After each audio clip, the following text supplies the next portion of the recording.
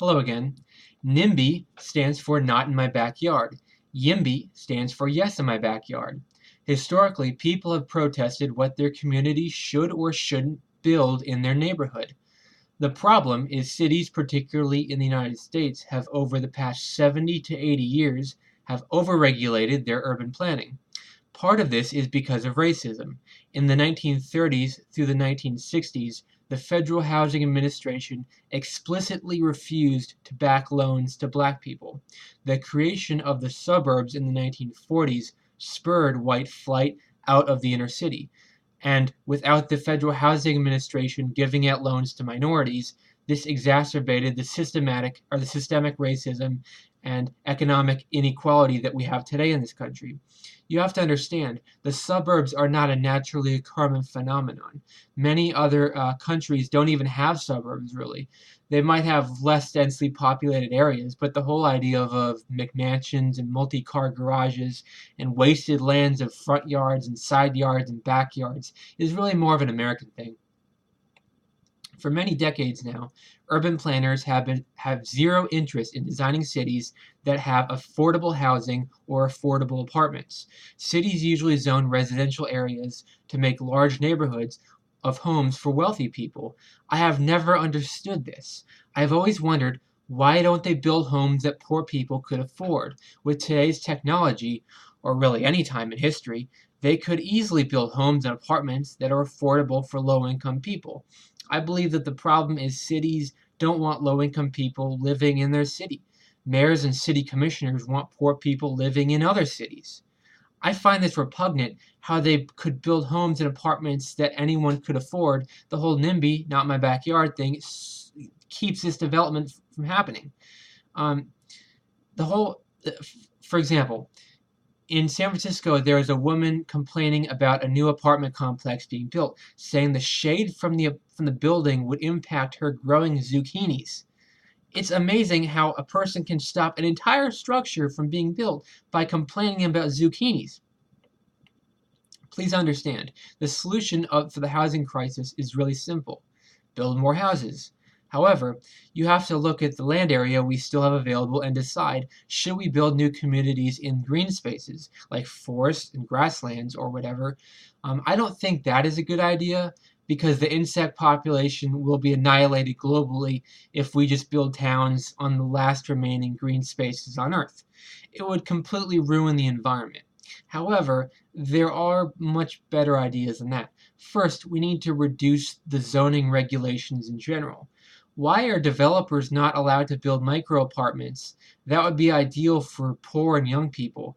Why are there zoning restrictions that don't allow tiny houses from being built? Why don't they build more duplexes and quadplexes and townhomes to better utilize the available land? From what I've read, Great Britain doesn't have as much available land as the United States, but they use that land to build row homes or townhomes, and they don't take as much land and are more affordable. You have to think to yourself, in Japan, they don't have nearly as much space as the United States to build, but how does Japan better utilize their land? They build taller buildings. But why does every city in the United States, except for maybe New York City, have extremely low height limitations, and that the city will not allow a building taller than 1 or 2 stories to be built? I mean, I could almost understand if cities and towns didn't want skyscrapers everywhere.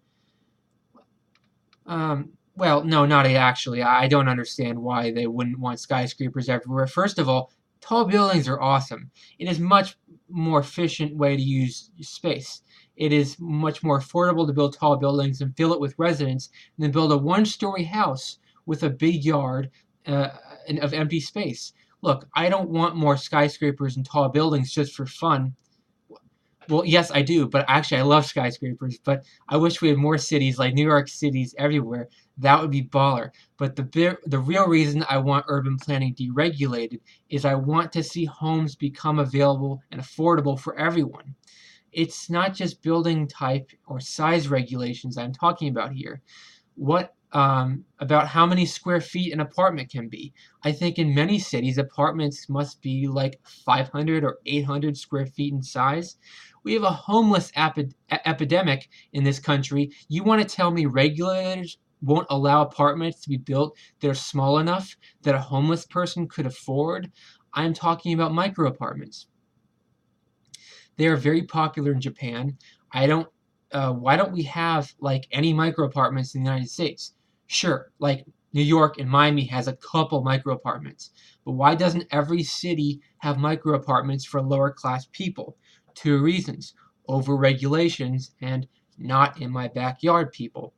We have had enough. We have enough space in this country and enough market demand for low income homes. So why is that? Why is this a big deal? From my reading about this issue, the NIMBY people have one thing that they always fall back to complain: aesthetics. Aesthetics is a set of principles concerned with the nature and appreciation of beauty, especially in art. These old geezers want every town and city to look like it comes from some Norman Rockwell painting. This is ridiculous. Can we build taller buildings? No, because of aesthetics. Can we make our cities more densely populated? No, because of aesthetics. Can we build our apartment buildings next to a hospital? No, because of aesthetics. Can we build an apartment building next to a park? No, because of aesthetics. I just don't understand. Instead of favoring development of low-income housing or micro-apartments, some people and urban planners want things just to stay the same. They hate how their town looks different than it did 20 years ago. They want their town to look like Mayberry from the Andy Griffith Show, and they don't care if there's not enough homes to go around. They don't care if there's people living on the streets. They like big, gated communities to be made just for them, but they don't want micro apartments to be built for poor people or tiny houses, because in the United States, if everyone seems like nobody cares about poor people. So to reiterate, nearly every city does not allow apartments to be built that are just like 100 or 200 square feet, like a micro apartment. Let me tell you one thing. I can't afford to pay $1,000 for rent. To be honest, I can't afford to pay $600 a month for rent. I have a bad learning disability. There's somewhat of a ceiling on how much money I could probably make in a year just because my brain doesn't work as well as other people's brains. I get headaches very easily, constantly. So I'm never going to be in the upper class. I'm very likely never going to be in the middle class either. With my disability, I expect to be in the lower class throughout the rest of my life. I would like a place to live that is extremely affordable for someone with limited job potential. Do you know why I am so passionate about this issue? I fully expect that I will become homeless someday. I'm nearly sure of it. I want them to build super affordable housing so that me and other people with disabilities can live independently. You have to wonder, why are people homeless?